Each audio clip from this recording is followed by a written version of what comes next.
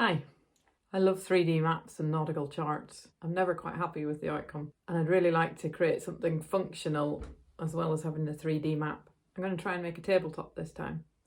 I'm going to use an IKEA laptop stand as the base because it comes with a glass top that I can remove and then place on top of the map. I want to keep things as simple as I can, so I'll carve the 3D map using my desktop CNC. Been given a really nice piece of wood to make the final cut from, but before I do that I'm going to use an old bit of scaffolding board just in case I make any mistakes. The area I want to cut is the Lake District in the UK, and I use the Touch Terrain website to generate the 3D map of the mountains. It's really easy to use. You just move the box to the area you want, adjust the size, change the resolution, the base thickness, the vertical exaggeration. I normally set it to about 2 or 1.5, and then click export. Then I've imported the model into Fusion 360 and set up some tool paths. The first one is adaptive clearing and the second is a parallel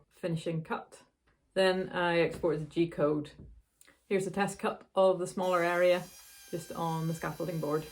I made a couple of slight mistakes. The workpiece moved a bit when I was doing the tool change, and next time I'm going to use a smaller diameter bulldoze bit for the finishing pass with a smaller step over just to give a better finish, although it will take a lot longer.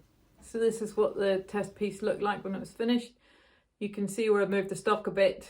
The finishing pass hasn't cut through all of the rough cut, but I'm pretty pleased with the finish for the first go. So this is the next piece of wood I want to cut.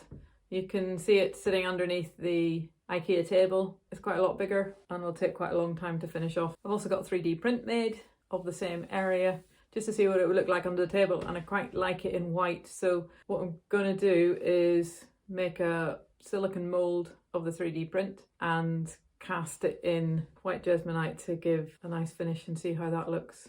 So then I can have a wooden finish and the white jesmonite finish. If you want to see the next videos in the process, then please like and subscribe below. Thanks.